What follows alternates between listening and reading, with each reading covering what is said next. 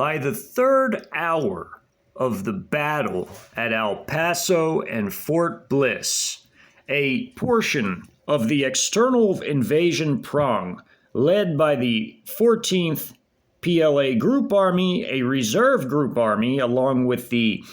18th PAP Light Armored Brigade, surged forward and smashed all of their opposition as far as it related to the 14th Group Army and its subordinate 48th Infantry Division, bursting along through the border, comprising a 17-mile-long line of contact with the American 1st Armored Division's 3rd Brigade. By this point, having virtually decimated the 3rd Brigade, and therefore seizing control of the city and I-10 along with it before advancing into the international airport and totally thereby sealing off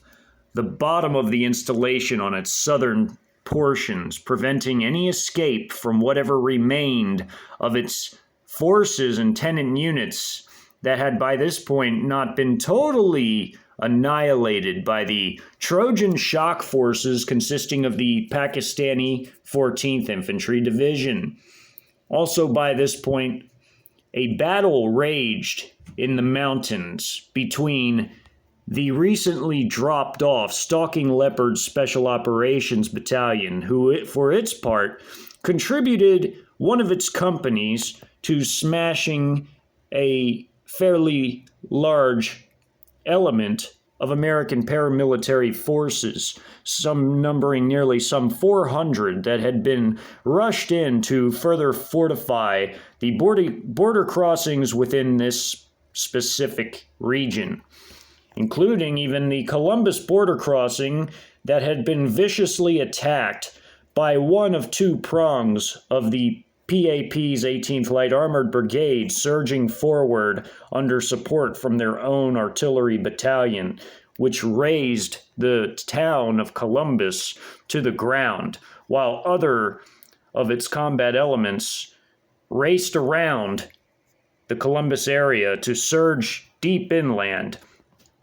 and in order to engage other clusters of armed civilians now trying to rise to the occasion, albeit in a reactionary, disorganized manner, having been awakened from their sleep due to the thunderous noise occurring all around them from the massive artillery barrages and even missile strikes many miles away that had occurred within Fort Bliss itself as a result of an enormous missile campaign launched by Russia, China, and Iran, including the suppression of enemy air defense operation levied against the 11th Air Defense Artillery Brigade present on the installation as its primary source of air defense. While these force protection measures in terms of the air defense totally failed due to a combination of the anti-satellite weapons strike in tandem with the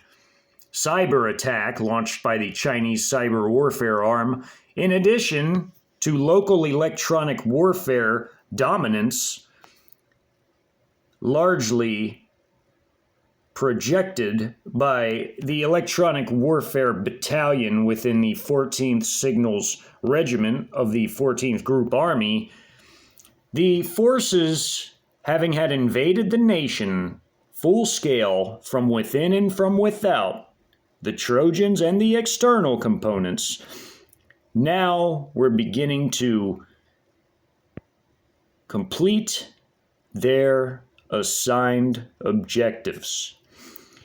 Within the westernmost prong of the entire invasion in this area, the PAP 18th Light Armored Brigade, itself primarily a tracked unit, being that it was one of a handful of PAP units that were equipped with primarily just tracked vehicles, as by and large most PAP elements were equipped with the near ubiquitous WZ551 wheeled APC and IFV versions as far as combat vehicles. These tracked brigades of light tanks having been passed down from the PLA, largely in the form of the heavily upgraded Type 62G or Guy, and also Type 86G or Guy, GAI, as an improved model of the Type 86 armor personnel carrier for its armored infantry, as well as the likewise near ubiquitous Type 63 armor personnel carriers, these relating to this brigade's vast majority of combat vehicles. Its headquarters battalion, largely equipped with wheeled vehicles, however, and also with TEL-like truck-based systems, 48-tube systems for their drone sections to fire the highly mass-produced and cost-effective loitering munition called the CH-901A.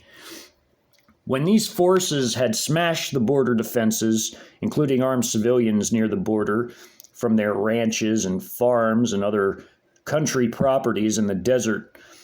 these forces, having surged forward, now had their artillery within Mexico, having fired from pre-prepared positions like these sandbags and foxhole emplacements, had them rapidly relocate, as this was a single battalion and not a larger unit like the 4th PAP Artillery Regiment that was depicted in the Battle of Dolores/Penitas Ranches here, firing from across the border. Rather, this was just the brigade's single battalion of towed pieces of the towed 122 millimeter howitzer, and the towed, which was the Type 83, and the towed Type 59-I or -1 130 millimeter howitzer, which it only had one firing battery of the battalion of the Type 59-Is, whereas the rest of the firing battalions, the other 6, were comprised of the Type 83s, the 122 millimeter howitzers. These batteries, upon having achieved their first successes in aiding their own forces in smashing the border areas, relocated and leapfrogged. After having established their battalion here, they sent further batteries from their battalion, 2 of which being their 130 millimeter battery and another being the 122 millimeter battery, while other batteries were still firing at targets within the area, including further afield by the interstate over a dozen miles away. As the other 2 batteries moved into position, these batteries likewise assisted in smashing other armed civilian clusters that had risen up, these being relatively small civilian clusters of reactionary armed civilians, numbering under 200 apiece. As that occurred, their 2 light tank or light armored battalions, along with an armored infantry battalion that was just armored infantry forces, had surrounded and destroyed with ease these armed civilian combatants, aided not only by their own platoon-level quadcopter reconnaissance drones and satellite feeds with the artificial intelligence that served both the PAP and the PLA, and even also national militia units used elsewhere in the entire nationwide invasion. They were also serviced by, as far as ISR capabilities, by their locally high-flying CH-4A armed reconnaissance drone, which could be armed with up to 6 different air-to-ground munitions, including air-fired anti-tank missiles or even dropped munitions that could be up to laser-guided drop munitions, as well as free-fall dropped munitions. This CH-4A being armed with the CM-502 anti-tank missiles 6 of which were already utilized on armed civilian pickup trucks, leaving the drone unarmed at this point to still circle the skies, relaying vital battlefield data to their ground forces as they advanced on Demming and also in other parts of the interstate, such as further north. By hour 4 of the invasion, upon having battered these two groups of armed civilian pockets, their right wing of the assault hurriedly moved forward, passing under a highway underpass on a country road outside of Demming to its east out in the deserts in the or near the mountainous foothills, and surrounded and destroyed this pocket of armed civilians while receiving artillery support on the outer limits of its range, being almost 16 miles away from where the batteries were set up and firing from at that point, while the other left wing of the assault continued on to Demming and beyond. As they approached Demming, the town, the large town on the interstate on I-10, one of the 3 battalions attacking, leaving the headquarters battalion behind, which was technically a part of this wing, although it did not participate directly in the attacks other than to launch loitering munitions in support of their forces when necessary and provide logistical aid if necessary. The 2 light armored battalions equipped with 4 companies of Type 62G light tanks or light tank companies, along with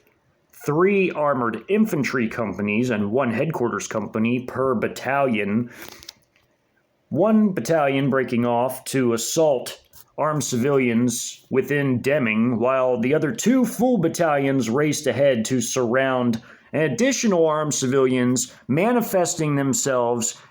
out in the countryside to the north of Demming, now emerging from farmhouses, ranch houses, as well as from ordinary homes, including even trailer parks and other type of places with their weapons in hand. This all being relayed via satellite and the CH-4A orbiting the area, and locally being relayed by the platoon-level quadcopter reconnaissance drones as they approached their area, their target area, with these drones scanning ahead of the moving formations to send them direct mapping of the area, including any enemy forces present, straight back to their combat data links, which were also being steadily processed by the highly advanced artificial intelligence being used by the PLA at this point, as far as directing and monitoring the combat and the fluid changing battlefield conditions as the combat evolved, which produced great benefits for the coalition, such as minimizing friendly casualties, guiding and directing commanders on where best to deploy their specific given forces, and much more. As the artillery relocated, they moved into areas but had no time to build any sandbagged or earthwork fortifications, including even foxholes or berms, and instead were firing out from the open desert, whereas in Mexico, when the invasion initiated, they had been firing from sandbagged emplacements along with foxholes for their troops to provide security on the edges of their positions, their firing positions. Now they were firing from within the country at the outermost ranges of their howitzers' range, which was just over 15 miles. As the light tanks continued their advance, their drones flew out miles ahead to map the area and send the data back. The same went for their armored infantry, who upon dismounting had the option of deploying a few of their troops with the Type 74 flamethrowers, which was a favorite of the People's Armed Police, and they had used them to devastating effect, not only back home, but already back home in Xinjiang and other places where there were restive groups, but already were using them to devastating effect here in the invasion of America. There's a drone here much like at the Battle of Panitas Ranches, here at the Battle of Demming, similar scenes would unfold much like this, as armed civilians challenged the PAP to firefights and often found out the hard way that they lacked the weaponry to encounter armor, other than maybe a few that had time to put Molotovs together. But apart from that, those were very close-in ranged weapons, and they needed to get exceedingly close, dangerously close in many cases, to be able to utilize them effectively. Therefore, it was very rare that they resulted in any armor or even armored vehicle kills as far as it related to Molotov attacks, as these attacks were often self-destructive in nature, as it would result in a mass group of them having to literally charge at a vehicle and oftentimes being machine gunned or rifled at very close range as they approached. Although they tried to shoot back, the body armor of the individual infantryman was quite resilient and could handle some punishment from the American rifles being utilized against them. The vehicles especially, as these small arms did literally nothing to them, apart from maybe scratching the paint on the vehicles, but apart from that, these assaults were very self-defeating. As the Battle of Demming was occurring, it opened up with the battalion charged with securing this vital town along this vital interstate, as control of the interstates was not just a tactical goal, meaning a short and near-term goal. It was a vital strategic goal, because these roads would see a lot of use in the future during the occupation. Hence, securing these areas and eliminating any and all armed resistance around them was both a tactical and short-term goal, as well as a part of a larger, more broad strategic goal of the entire invasion. And Demming was no exception. As these armed civilians manifested themselves in the town, artillery strikes were called on any positions where they were seen massing and organizing to keep them not only being eliminated naturally by the strikes themselves, but to prevent them and keep them from organizing and coordinating any types of coherent assaults against the invasion forces. As the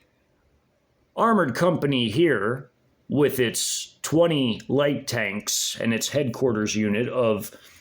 VP-11 MRAPs and Shangji trucks, as well as an MV3 fueler, a Type 84 armored recovery vehicle,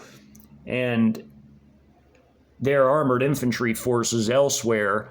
such as up here coming down from the north of town. As they approached the area, they came into a crescent before moving around in an attempt to surround the area where all the armed resistance was taking place. This specific map segment only showing a small amount of time relative to the battle erupting here in Demming. It shows most of, but not the entire battle, as there were other actions occurring just to the south of here, with other companies of the Armored Battalion, the Light Armored Bttn, engaging American forces just to the south of the interstate, as evidenced by these artillery strikes here and these pending artillery strikes imminently about to come in there. At the opening of this map, there's already ample activity going on. Imminent artillery shell strikes here, here, here, and here eliminate these men running here, as well as this whole building, which is encapsulated completely in red, as well as this building that had 4 men on the roof, that before this area was completely saturated with shells right here, there were 4 men on the roof, whereas these 20 men here were in a green parenthesis, meaning they were inside, whereas if they didn't have parentheses, that means they're on the outside on the roof. So, like right here. These men trying to get on this 3-story building in Demming to overlook the area where they could see this being a 1 kilometer north to south by 1 mile east-west, where they could look nearly a mile away and see the approaching light tanks of the CHICOM PAP troops right here, and their headquarters vehicles, which these VP-11 MRAPs right here had heavy machine guns, 12.7 millimeter machine guns emplaced on them. And there was a ranch right here in this area, a ranch right here in this area, and one right there, and another right here that had already been shelled, as you can see by the ruined, rubbled building right here. Now, on this map, as the armored infantry forces, which were mutually supporting their light tank forces and vice versa, it was mutually supporting it, the way this unit operated, where the armored infantry directly supported the armor forces and the armor forces directly supported them. And the artillery fire coming from within their own brigade supported them both by being able to levy heavy firepower on problem areas, as well as carry out area denial operations to a certain extent, as well as driving enemy forces from one area to another, from a frying pan into the fire, so to speak, as these forces began to come around this area to surround it. And other forces were doing the same in the south, having moved into this area of Demming right up here like a big C shape before closing into an O around these enemy forces. Many of the Americans were driven north under the I-10 overpass on this map right here and into this part of Demming, where while they had already lost at the opening of the map, they had already lost these forces here as pictured. These forces already in red at the opening of the map means they've already been eliminated by these strikes here, as well as this pickup truck here. And these are about to be eliminated by this already eliminated building, as they've been driven from another area and came into this area where they're about to imminently be hit by artillery shells, 122 and 130 millimeter shells, respectively, from the two batteries each. The one battery firing the type 99-I or -1s, which are 130 millimeter pieces, and the ones firing the type 83 towed pieces. Not to be, again, confused with the other Type 83, which is a 152 millimeter self-propelled howitzer. This one being a towed howitzer, meaning it's towed behind a vehicle, a truck in this case, as they can fold up these rear pylons here and hitch it to the back of a truck when they move, and their trucks are their field artillery supply vehicles for each gun section in this case. They also have a truck-based FDC, which they pick up the data, they calculate the fire missions, and then pass the fire mission to the gun line, and the gun line carries out the fire missions. Such was the case here, with all the drone collected data, the satellite collected data, even to a certain extent, spy plane collected data in some parts of the invasion. This entire ISR network helped to make the FDCs and the respective gun lines of each battery fire with extreme precision whenever necessary, and also to carry out artillery barrages or area saturation, also to devastating effect, but in a whole different way. They picked the most sensitive areas that would suffer from a high barrage and would just simply level them to the ground. In the north, here in Demming, as this shell lands here and blows up these two armed civilian vehicles and these groups, as well as groups literally under the blast itself, right off the bat, about 40 men were eliminated here. You include on the blast radius and inside the blast right underneath, and as well as another 40 in this area where they were a bit more dispersed. But when all of these shells flew in, they leveled these two buildings right here, these two buildings in town, and got basically another 40. So they're 80 right off the bat were just eliminated by the artillery saturation just in this area. And over here, this group was trying to make a break for it, you know, as they were very close to the first blast. And as they were running off, they got hit by all these shells where these artillery markers are for incoming shells, imminently incoming. This group on top of this small hill up here, you can see the elevation raises very gradually, and it's not a steep slope, but more like a low rolling hill. Right on here is a hill, and then this is a higher part of the hill where these men are in the prone position firing at the advancing invaders, who their light tanks are being engaged, of course, as indicated by the green right here, but the light tanks have their 7.62 by 54 millimeter coax machine guns, which are literally next to the barrel of the main gun, and they also have their turret gunners firing heavy 12.7 millimeter rounds at the Americans, and their rifled, enhanced, like elongated rifled main guns that are essentially a massive upgrade from the original L7 gun design, as the Chinese copied the L7 many decades ago when these tanks were created, but enhanced upon it, making a much better tank barrel, and one that was also capable of firing anti-tank guided missiles of 105 millimeter. These tanks were already meting out intense fire on these armed civilians around this ranch, as this entire grouping here was trying to run towards them to carry out Molotov attacks, while this group was just trying to run this way, either to get over the highway and some others to maybe charge this group here, as it was disorganized and they didn't really know exactly where they were going or what they were doing. They were just trying to coordinate their actions on the fly, and it was extremely difficult to do this, because this is how these things really happen. Some were already picked off right off the bat at the showing of the map, like here, here, here, here. They were already catching rounds from these light tanks and even these MRAPs to an extent.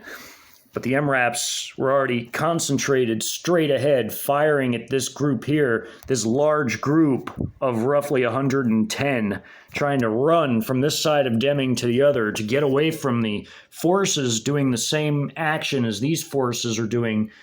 in the north, only to run in here to be trapped, as the armored infantry had every intention to advance and close the circle. The armored forces were doing their part as well as this tank company here to control their edge of the perimeter, as these tank columns here, under fire from these Americans trying to shoot at the turret gunners but having very little success, these turret gunners having gun shields in front of their or encapsulating their mounts where they mounted their machine gun to protect their face from direct fire, were firing back and were already lighting this group up right here. And again, as in all maps, in every real life situation, all of these things are going on at roughly the same time, so showing them in a coherent manner is difficult, but I'm going to do it from west to east.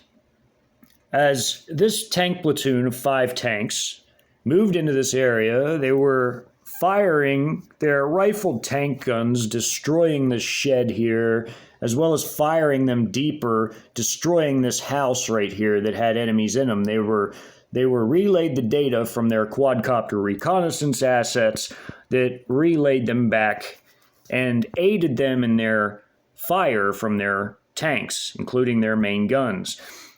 These surviving armed civilians here are trying to make a break for it on the other side of this hilly terrain here, but again, they're caught up and destroyed by these light tanks. These ones already circled in red, they were eliminated off the bat. This barn here was taking heavy machine gun fire from a turret gunner, as well as coax machine guns from the tanks. Same thing with this large house, this large farmhouse. This is a fence right here surrounding the area. they smashed through the fence here and got up onto higher ground onto this hill. Again, it's a gently rolling hill, so it's easier for these tanks to climb that terrain, as it's not very steep at all. So they could get up there and ostensibly have a better view of the battle now unfolding. While these tanks up here already crashed through the fence here into this property and were continuing to advance towards this street here on the edge of town in the northern part. These trucks were already destroyed at the beginning. This one, encapsulated by red at the end, was already hit by a 105 millimeter tank shell as these tanks were moving into the area. These light tanks, these Type 62Gs as pictured. As these light tanks were operating, they fired at this truck by the time it got here and destroyed it, as their light tanks had laser rangefinders and stabilized turrets and could actually shoot accurately while on the move. And they could shoot moving targets relatively accurately, as they had very proficient ballistic computers, combat data links, and their communications and their drones, and fire control system, all of which worked in tandem for them to be able to fire with extreme accuracy. This truck here was already destroyed by a tank shell, as was this one here. And also there's these armored infantry troops moving into the area. This one has a man with a Type 73 flamethrower. He's torching these four armed civilians here before their squad moves right here alongside of the shed. And again, these squads are taking fire, as they'd already destroyed this truck with small arms fire, and they were using hand grenades. They were using their flamethrower, where whichever squads were armed with a flamethrower, and they were moving into the area in line formations and wedge formations, while their vehicles that they had dismounted from were beginning to move through this area here, before pausing here briefly to engage this large group of some roughly 30 armed civilians here. All in all, there were very nearly 300 total armed civilians within the Demming battle that had awakened from their sleep, or were already awake at the time that the invasion began, and they could hear all the thunderous booms. They lost their internet, their phone, their ability to see because the lights went out, and more. It all became quite devastating, and as they could hear all these things, they knew something was afoot. They knew something was horribly wrong. And merely hours into the invasion, it all went horribly wrong for the relatively small city or large town of Demming in New Mexico, as these Chi-Com forces rolled into the area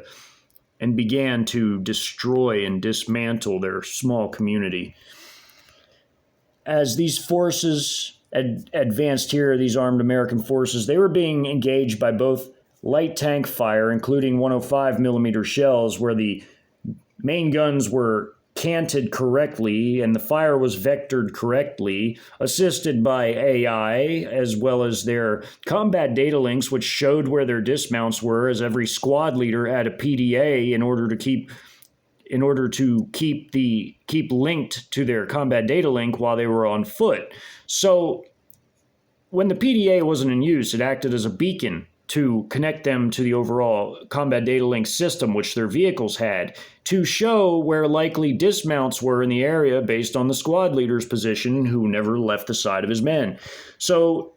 in effect, they made it very simple for them to calculate their fire against enemy forces, and with what types of weapons, how to vector it, and their angle and traverse of their fire.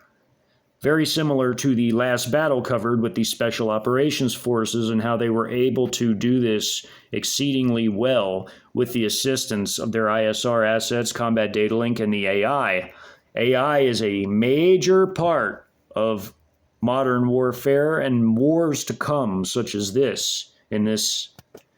documentary series. The truck here was already destroyed by heavy fire from the 30mm autocannon on the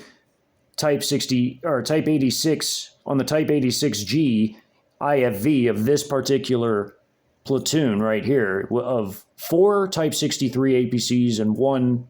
Type 86G IFV, which lit this truck up and essentially blasted it into a hulk of shrapnel that just was sitting there with small fires burning throughout as these blasting ammunition rounds ignited the fumes in the gas tank and caused a small fire. And it just sat there as a charred vehicle before they began to move on, as they were also engaging these dismounted American armed civilians right here that weren't mounted up in trucks or SUVs or any other personal vehicles or even ATVs, as there was an ATV mounted armed civilian here who was trying to relay communications between all the different groups of armed civilians trying to take part in this in a ill-fated attempt to be able to coordinate them, to try to get them to work together as teams by being a messenger for them, which failed because this ostensibly messenger-oriented individual on this ATV was destroyed by the shelling that happened at the very beginning of this showing of this map. As these forces moved, they continued to be engaged. They were being engaged by these men here and what remained of the men here. This house had been lit up and destroyed by a light tank shell, and there were a few survivors out of this group as this platoon's vehicle convoy of 5 vehicles moved down here. And what they were doing is that these 2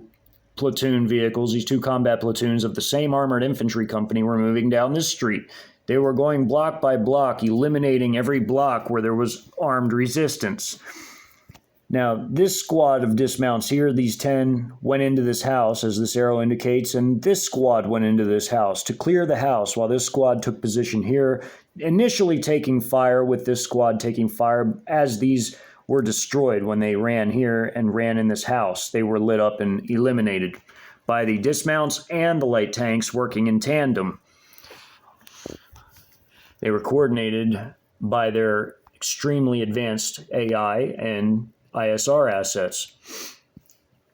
That's a key facet of this type of warfare. The high level of technology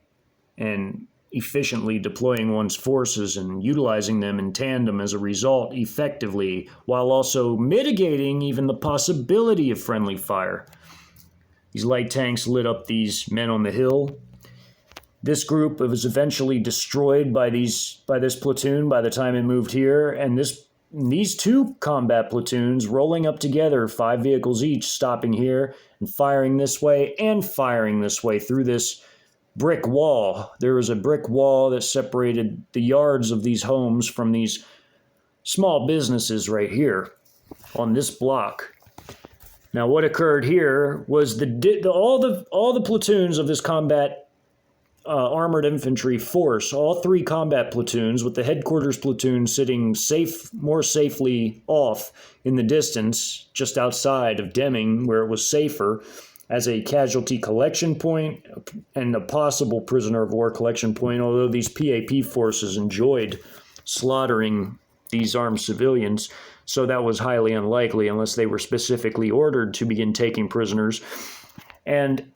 these dismounted forces likewise moving into the area from the other 2 platoons, one here, one operating over here, one platoon operating over here, and one operating around this area. These forces here of these 2 squads ran into this home at the time this fighting here was going on. They ran into this home, and some of these armed civilians shot at the home as they were taking fire from inside the home, as these 2 squads had run in there and used it as a fighting position, firing out the windows at this hilly area where some of these armed civilians were basically mingling in the backyards of these homes on this block. Again, this one was destroyed by a tank shell. These guys were lit up eventually by these vehicles, by the heavy machine gun and autocannon fire that tore through these homes and ripped these men to shreds. with a lot of these homes suffering severe damage. There was also a group right here, but they were eliminated gradually by these vehicles and by the troops firing small arms. As you can see, they were taking contact from this way, as indicated by the lines, and through the house, because these forces here and these here, before they moved into the house, they were taking fire from around the corner and from these guys here. This building was taking fire at the time because these men pressed against the wall like a stack team. This whole squad stacking on the wall before they moved here were firing back. Again, these vehicles were already taking some fire and more when they moved here because they still hadn't by that time finished them all off yet. But when they finally finished them all off between these vehicles here and these vehicles here, they advanced and turned the corner to help isolate this block to be cleared. And when this was going on, this squad, just finishing clearing these two homes here, was now pressed against the outside of this house, taking fire from Americans right here. And this red indicates that this squad was firing there at the time before they bounded across the street, while this squad in the wedge formation pressed against this house and gave them cover while they bounded across the street to this brick wall. Now, what happened next was, as this force hit the brick wall,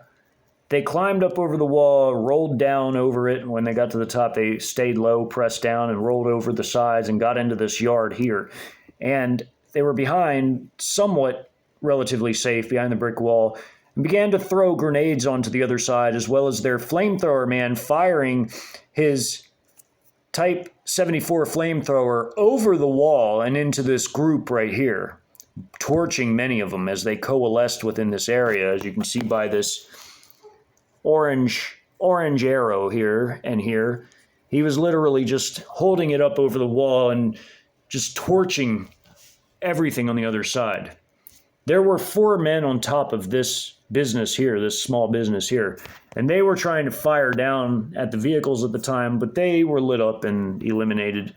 by heavy machine gun fire, as well as 30mm autocannon fire, simply tearing through the wall of this building, even shredding up into the roof and eliminating them. They were under heavy fire at this point. As all of this was going on at the same time, this wedge formation moved through this building, cleared this house, and bolted to the other side while they were supported by this squad here firing as did this squad bound across the street, while this squad literally was providing them support so that they could move tactically. And when they bounded, they took some fire through this area while they bounded, but once they got to this building, they went inside of the building, cleared it, before exiting through a side window and stacking along the outside and then beginning to fire at this group over here. Now, while all of this was happening, all of it, and including when the vehicles moved right here,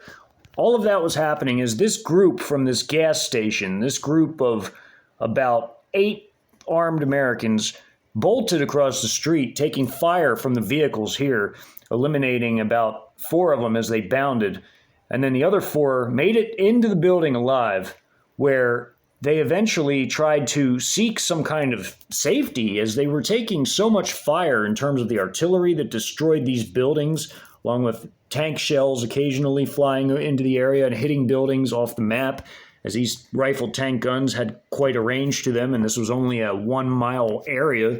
They could definitely shoot a few miles. These forces here, this roughly 110-man group, not counting the 8 that ran in here, that 4 of which that survived ran out here and were slaughtered by these dismounts here firing into this group and them when they exited this building. There was another squad at the same time as all of this that had eliminated this truck here. While they were firing at this truck and it attempted to move, it just took too much fire and was destroyed, with the driver eliminated and a few others in this truck. They were eliminated by this squad and this squad that cleared this building and ran to clear this house.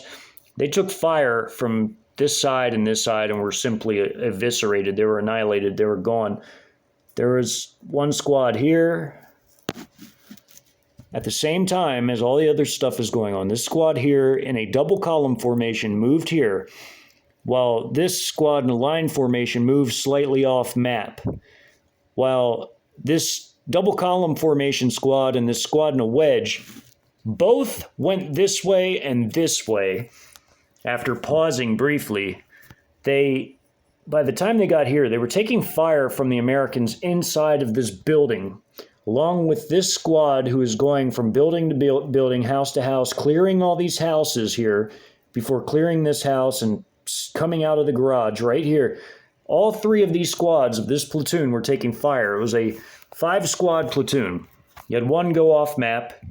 to, again, go around and try to help enclose this entire area. They were doing it with their dismounts. This squad, at the same time as all of this movement here, this squad cleared this small business, came out this side, while this squad bounded across to cover the outside of this building as these forces were coming through this underpass here, or this highway overpass, coming under the overpass, and they were being lit up by the time they got here. The first truck had already been destroyed as a tank shell came from one of the light tanks firing over there and obliterating this truck in the front, whereas the rest of them had to go around this now charred truck, and they continued to advance, and they were being fired at by that point by these vehicles here that came around, these 2 platoons of vehicles that normally would contain their dismounted squads in the back, but they had been unloaded, dismounted, and the vehicles were moving without the squads inside of them, and the drivers and gunners were operating the vehicles, the gunners firing at this group here, as well as that earlier group from the gas station that ran across the street. And as that was going on, this group, upon clearing the building, came out here and engaged these armed civilians. By the time they got here, many were on foot. There was a truck here. This truck was destroyed by machine gun fire from these VP-11 operating their heavy machine guns on top of the VP-11s. These gun turrets on the VP-11s having 12.7 millimeter machine guns, which are heavy machine guns, shredding this truck to pieces, as well as engaging these men as they ran. You know, they were running for their lives to cross this street, while artillery had impacted here. And more were coming from this other side. Artillery blasted this truck and men here, and it was causing them to cross, thinking they were getting away from the forces off the map to the south that were helping to surround the area, while these forces were doing the same thing in the north. They were trying to surround this entire outcropping, this group that popped up around the interstate, as that was a major strategic problem to have armed resistance around the major interstates. That was an absolute major issue that had to be tackled. All armed resistance adjacent to highways had to be eliminated at all costs, as they could provide a major thorn in the side of more lightly armored administrative or headquarters or support vehicles, and that could never be allowed, as that could cause bottlenecks not only in terms of the convoying operations, but it could cause bottlenecks in the supply chain, as in getting supplies immediately to frontline troops wherever and whenever they needed it. It could cause problems in that way, and that could never be tolerated, not on a tactical level and not on the larger strategic level. So these armed civilian reactionaries needed to be crushed by the PAP, and they were just the force to do it, as they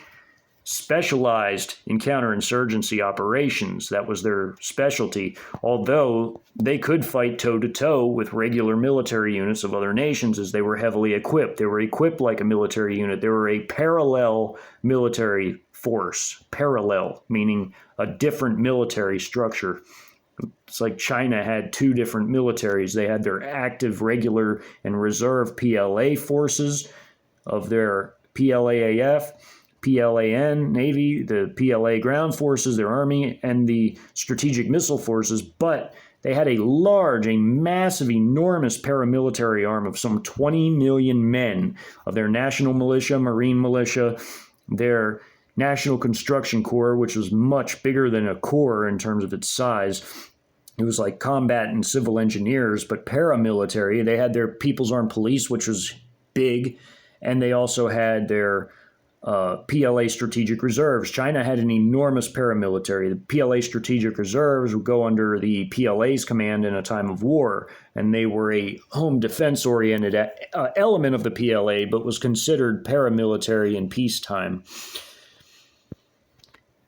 The Ready Reserve is not the same as the PLA strategic reserve in Chinese documents. The Ready Reserve are actual whole group armies that have all their equipment, are basically all their equipment's maintained. It's in storage, but can be called up at a moment's notice to be mobilized. Paramilitary even has reserves within the People's Armed Police, as they cut their active PAP numbers down a bit, but they maintained them for any emergency, crisis, or wartime operations, such as now. And these forces, as they engaged and eliminated these Americans moving up, the Americans tried to split up into two different prongs as they ran two different ways upon taking fire, looking for anything to take cover behind, even this building and this building, but were promptly engaged by this squad here, taking a security position outside of this building that was being raided, literally raided by this whole squad here. This whole squad went in here. They were taking fire as they kicked the door down and entered the building, but they encountered these 20 armed civilians throughout the building and went room to room and eliminated them all tactically as a stack team element. They broke into two stack teams, 5 man apiece, and they each took a room on the side of the hall and went room to room, kicking the doors in, throwing grenades into the room, or running in there and just basically mowing down the armed civilians. Here's a point man stepping slightly to the side, throwing a grenade in this room with 2 armed civilians. There's one, you can see his leg and his rifle, and another one, you can see he's crouched down ready for anyone to come in the door, but they just threw a grenade in and eliminated him. They were doing this room to room throughout all these large small business buildings, these 3-story buildings. They went floor to floor, room to room, and cleared every room out. The whole squad breaking down into 2 stack teams of 5 men apiece. They did this in every building they cleared, including smaller houses, like smaller buildings like houses. That's how they operated. They went in this building and did it before exiting out the back door. And while they did that, this group managed to get into this small building early on in the fighting. Again, so many things were happening at once. Covering it in order is difficult, as in real battles, there's multiple activities occurring simultaneously. So early on, this group went in there and held their position in the building, but by the time this building was being raided here, they came out, and this squad, upon leaving this building, had to engage them and eliminate them as they emerged out the back of this building, and they came out the back of this. They encountered one another, and the PAP basically annihilated them, as the PAP knew where they were, that they'd already gone in there due to their ISR capabilities, and they knew where they were going to come out because they knew where the doors were and everything else, because the drones had already mapped all this. So by the time they did emerge, they were mercilessly slaughtered by this PAP squad. And while this squad moved up, holding its security position on this side of the building, they were engaging these Americans that were now desperately breaking apart. As this whole group, by the time they got here and were engaged, when they went around this truck destroyed by the tank shell, they couldn't go back, because now these 10 vehicles had blocked this street and were led, each of these columns of 5 vehicles apiece were led by the types 86Gs with their 30 millimeter autocannons and 2 rails apiece on the side of the turret for a HJ-73C anti-tank missile, and also the 7.62 millimeter coax that was with the 30 autocannon, and they would have been just mowed down. So they broke apart frantically, but now they were completely surrounded. Vehicles taking the street. They had PAP troops coming out of these buildings here, and they were basically cut off, eliminated, as these red arrows indicate. They fought back. They fired back at these PAP troops when they came out. They fired at this PAP squad that had taken. They took a security position outside. So when they were clearing, if anyone tried to escape the building out this way, they would have gunned them down viciously. So by the time they moved up to engage these Americans that they saw running up the streets, they basically wiped them out viciously, just like they were wiped out when they emerged. So all of this, all was occurring at roughly the exact same timing as all of these dismounted infantry troops came down. That squad off map was coming down to enclose this whole area with the troops moving this way. While these buildings were craters by that point, this whole area had been mercilessly shelled. So when that other squad was coming around, they were coming around this way. So with the intention to help these forces as they moved down to close off this area from the highway and beyond. And they were already covering the access road because these VP-11s had eyes on the whole way down this access road. And they had heavy 12.7 millimeter machine gun on their turrets that they were manned by their turret gunners. And these had quite a range. Easily slightly over a mile, perhaps 2, as this was essentially a 50 caliber, but it was a Chinese and Russian 50 caliber round, and they had an extreme range to them, and they were very, very destructive rounds. They were one of the largest types of bullets that wasn't a completely, there was an anti-materiel round basically that wasn't a completely like air defense gun or something massive like that. The 12.7 was huge. It was a huge anti-materiel round. There's a 14.5 millimeter air defense / anti-materiel round, although they weren't as commonly used. The Chinese did have them. But the 12.7 was the most commonly mounted heavy machine gun. But beyond the 14.5 millimeter, that's going into air defense gun range, like where you're talking about firing a large blasting ammunition round that can go high up in altitude and basically create flak, or it can be used on the ground as a massive flak type cannon. But the 12.7 is a huge conventional bullet as an anti-materiel round. I mean, it can shred through lightly armed vehicles and soft-skinned vehicles with ease, like a hot knife through butter. So they were covering this road, and these were the headquarters elements right here. The Shangji trucks that carried supplies, the command truck, these MRAPs, the armored recovery vehicle, the Type 84, the MV3 fueler. That was the headquarters platoon of the tank company, which was coming down from here, here, and here. These tanks, when they broke off, they just provided like a bound and cover type force, but with vehicles. They stayed here and provided fire while they moved, but they could fire on the move, of course. But that's the maneuver they were doing, just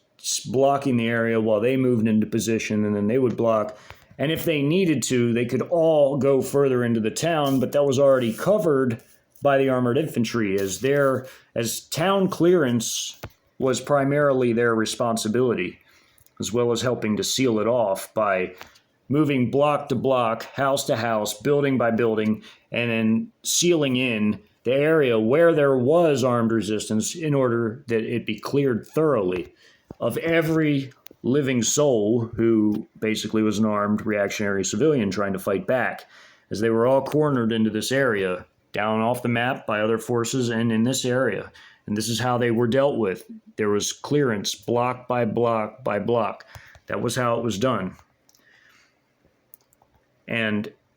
with Demming secure, I-10 was secure, as by this point in the battle, as the PAP troops completely identified the armed civilian cluster, surrounded it, shelled it with artillery and tank shells and with infantry fighting vehicles, and even in some cases anti-tank guided missiles like the IFV based, the Type 86G based HJ-73Cs or HJ-08s operated by some of the ground troops, some of the squads of dismounts, as well as their Type 74 flamethrower, as pictured here. PAP troops with their rifles, their QBZ-95s, which is a bullpup designed rifle, meaning the action's at the back and the magazine weld is in the back by the buttstock. And flamethrower man. They also had light machine guns, like your QJS-161, which is like a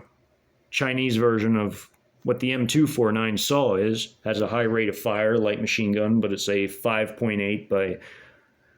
42 millimeter cartridge. So they're light tanks, Type 86G. By the time Demming was secured, I-10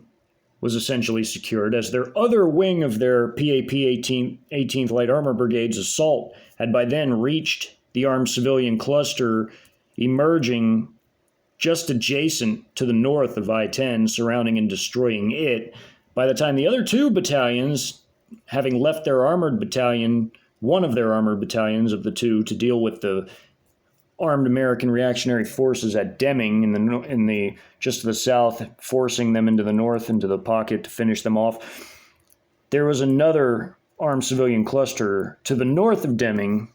but they were shelled and surrounded by the two other battalions before being finally destroyed. All of this lasting into hour number 5, with 30 more minutes of making sure the area was cleared before advancing down I-10 to get behind all of the 14th Group Army, who by now had wrapped up all their fighting in the city of El Paso and beyond, as the 48th Infantry Division had secured as much as intact as was possible the interstate corridor within the city of El Paso itself.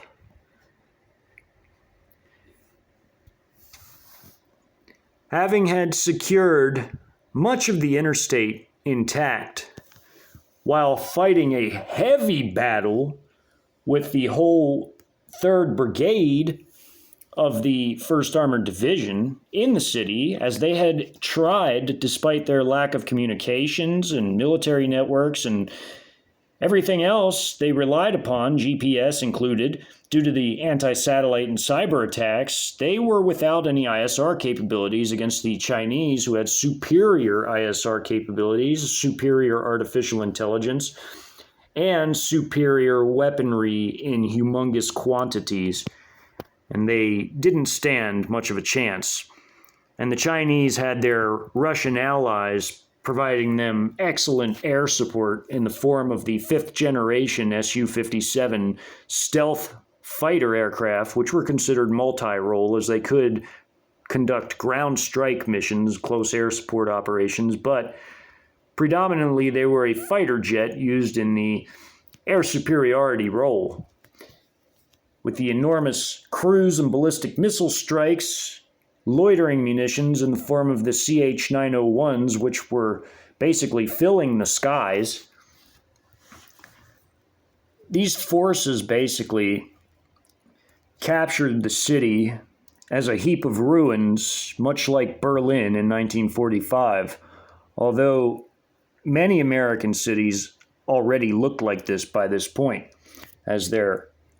highly advanced Type 99A main battle tanks and their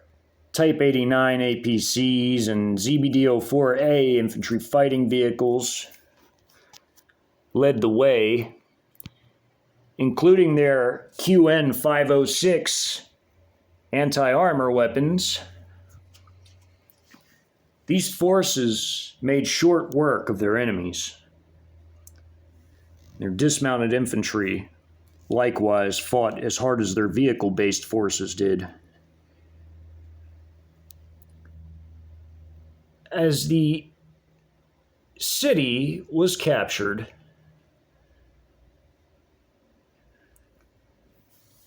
there wasn't much left to do remaining, as the installation had also likewise fallen by this point,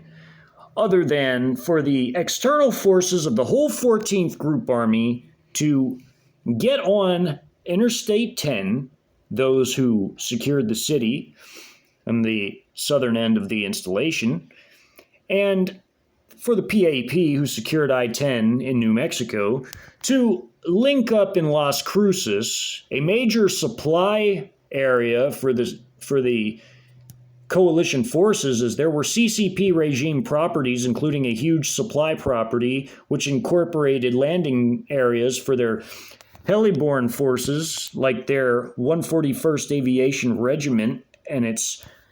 3 aviation battalions of attack, armed reconnaissance, and transport, who landed at this facility upon having moved the remaining portions of their key logistics from their base in Mexico into the country, stopping at the CCP supply fob, before providing air cover back and forth. When they would need fuel, they would return here before returning to another CCP property much further up the interstate. They would fly air cover operations over their advancing forces as they move north, providing a layer of force protection for the convoying troops who, by the time they were all in a straight line on the interstate,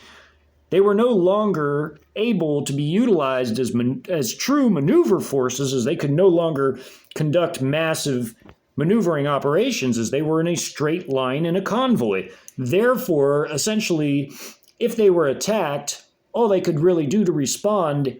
while conducting a convoy operation was to do a rolling drive-by, essentially, for a lack of a better term to call it. With their artillery howitzers packed up and on the roads, the helicopters provided outstanding support for the columns rolling north, as the artillery packed up and likewise already on convoy operations up the highway, along with the tanks, along with the various MRAPs and trucks and anti-tank vehicles and armor personnel carriers and APCs, all moving up the highway, could indeed shoot and defend themselves from the highway, but they wouldn't be able to openly maneuver across the fields, as to do so would be not only a drain on their fuel, as they would need a steady supply of logistics, which was the purpose of these Trojan CCP supply bases, but it would take away from their rapid maneuver deep inland, as these highways were vital as invasion routes to get them far deep inland. Hence, it was the job of the Trojans to secure key cities and towns along these routes, these key invasion routes, in order to ensure that there was no armed resistance in these cities against these very routes, as they provided security adjacent to the highways anytime there was a major population center, as the convoys could generally protect themselves while rolling across major stretches of interstate outside of cities and towns, because they could identify and fire from the highway at anything that approached them. But in the cities, with rubble and buildings choking the area, it was far easier for a determined guerrilla force to do a hit-and-run attack than it would be out in an open field,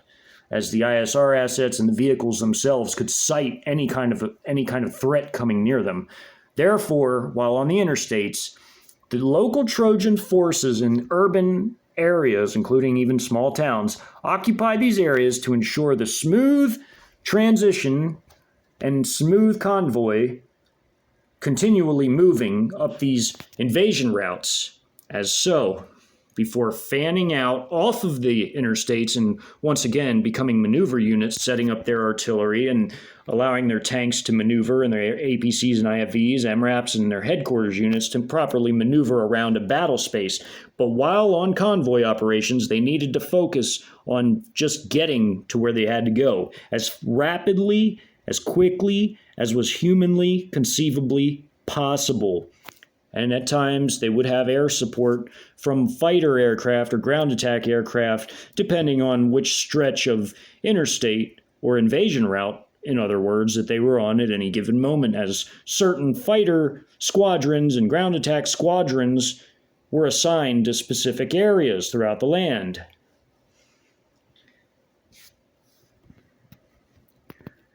This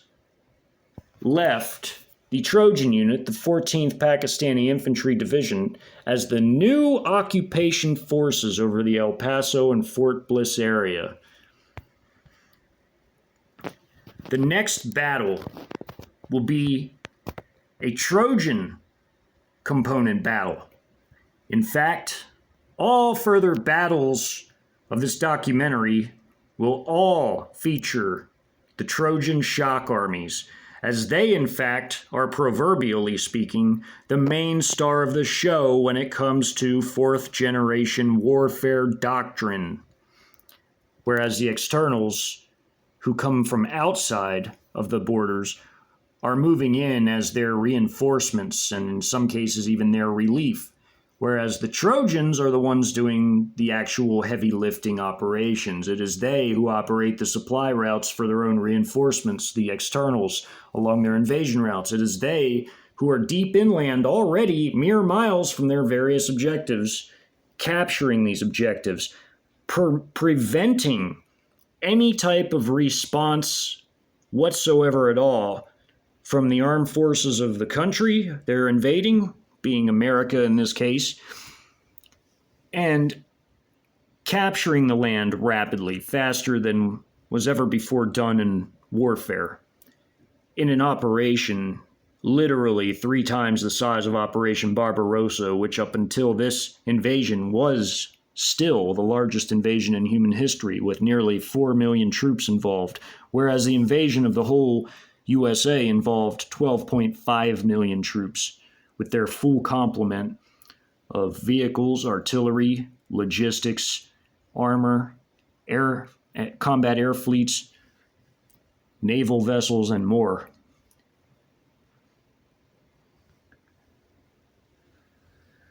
The next battle will be the Battle of Sheppard Air Base, linked closely with the Battle of Ft Sill, as the 77th Group Army, a PLA regular active group army, was engaged in both simultaneously. Battle of Sherman is the next sub-series of this whole educational documentary series on fourth-generation warfare, hypothetical invasion of the USA, South Central Sector.